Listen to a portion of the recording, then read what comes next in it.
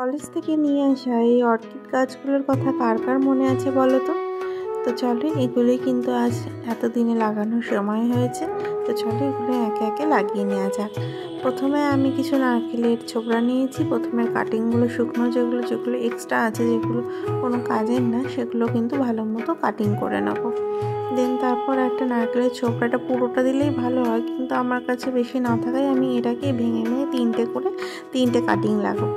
প্রথমে দড়ি নিয়ে নিয়েছি, তার মধ্যে এটা দিয়ে নিচ্ছি। আর জানো তো, অর্কিড গাছ কোনো মাটি ছাড়া জল ছাড়া খুব ভালোভাবেই এরকমভাবে বছরের পর বছর ফুল দিয়ে যাবে এবং খুব ভালো হয়। তো আমি কিছু কাটিং রেখে দিলাম, কিছু গাছে দেবো, যেহেতু এগুলো আম গাছ, চটকা গাছ বা এরকম বড় বড় জাতীয় গাছে এদের ডাল বেঁধে দিলে বা যে কোনো লেগে থেকে হয়।